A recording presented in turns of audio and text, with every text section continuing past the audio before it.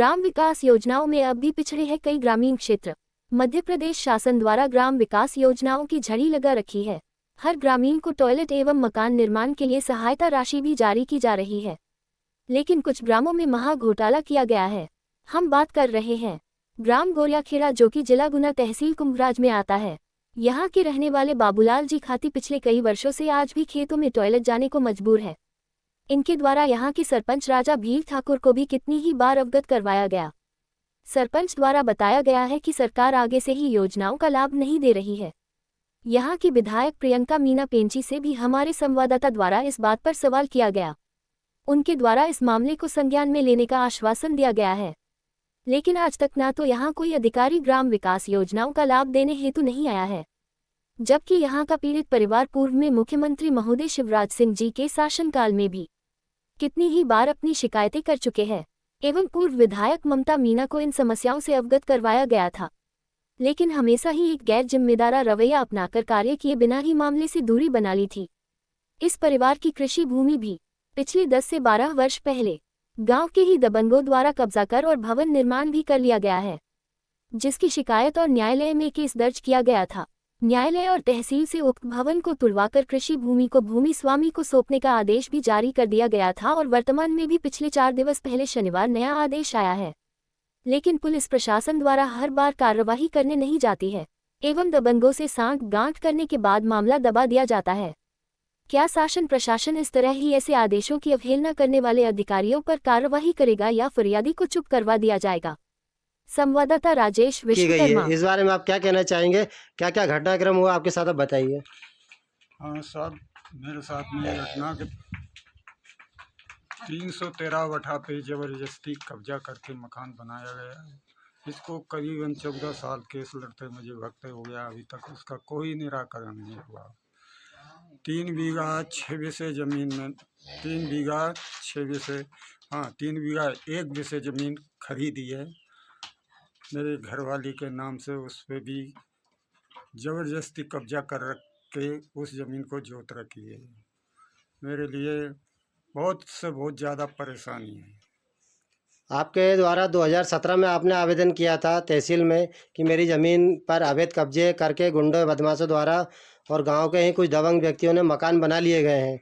इसके खिलाफ क्या प्रशासन द्वारा कुछ कार्रवाई हुई? आदेश आने के बाद भी तहसीलदार ने आदेश कर दिया, लेकिन आगे तहसीलदार आज तक कार्रवाई नहीं हुई। आदेश सिर्फ कागज पे ही कार्रवाई चल रही है। आप क्या चाहते हैं शासन प्रशासन से? इसका निर्णय करके मुझे न्याय चाहिए और आपको आपकी ज़मीन जो भी अवैध दबंगों द्वारा कब्जा करके बनाए मकान निर्माण कर लिए गए हैं, आदेश के अनुसार आप इन चीज़ों को तोड़वा कर आपका ज़मीन मुक्त आपका कब्जा चाहते हैं। आप देख सकते हैं मध्य प्रदेश शासन में भाजपा के कार्यकाल में इस प्रकार की भी धांधली देखी जाती है, जो कि शासन के आला अधिकारी आदेश तो पारित कर देते हैं लेकिन उस पर अमल नहीं किया जाता है। आखिर शासन प्रशासन एवं भ्रष्ट अधिकारियों की नींद कब खुलेगी एवं इस ओर ध्यान देगी? नहीं है, न कोई हमारा लेटरिन बाथरूम, न कोई हमारा मकान दे रहा है। और आपकी ज़मीन पर जो दबंगों द्वारा कब्जा करके मकान बना लिए गए हैं, इस बारे में आप शासन से आपकी ज़मीन पर जो मकान बने हैं उन्हें तुड़वा कर आप आपकी ज़मीन प्राप्त करना चाहते हैं। हाँ, हमारी ज़मीन हम दिलवा दे। और यहाँ पर हमारे द्वारा देखा गया है कि आपके यहाँ ना तो शौचालय की प्रशासन द्वारा कोई व्यवस्था की गई है और ऊपर से जो शासन प्रशासन है ग्रामीण क्षेत्रों में मकान बनाने के लिए एक सहायता राशि मिलती है, तो ये राशि आपको क्यों नहीं दी जा रही है और आपके द्वारा कितनी बार प्रयास किए गए हैं? पंचायत में हमारी कोई नहीं सुनता। हमारे कोई भी नहीं सुनता है पंचायत में। पंचायत के सरपंच भी आपकी बातें नहीं सुनते हैं। यहाँ के कोई ध्यान नहीं धर रहे हैं। यहाँ के पंचायत के सरपंच कौन है? भील ठाकुर अगत वे भी नहीं सुने हमारे। Secretary Vishnu secretary.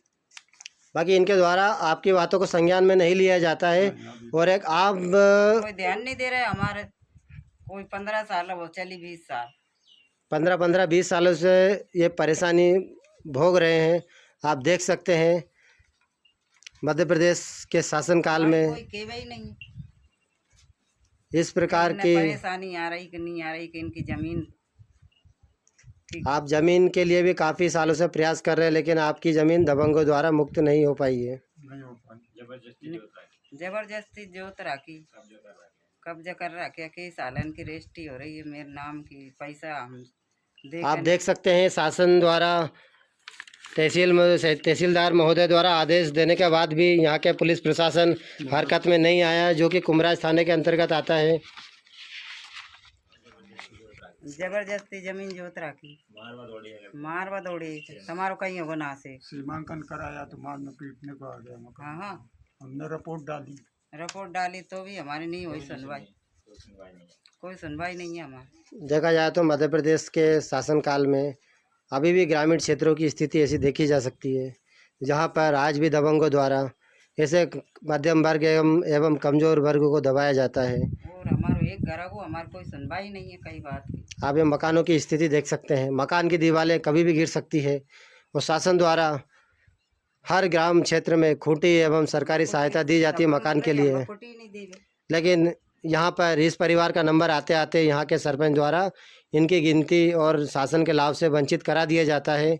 यहाँ पर ना ही शौचालय की व्यवस्था मिली है, ना ही शासन द्वारा मकान निर्माण हेतु कोई योजनाओं का लाभ मिला है। एक कुआं मिला था आपको, हाँ बताइए कि कुएं का कार्य अधूरा क्यों छोड़ा गया, किस कारण छोड़ा गया है?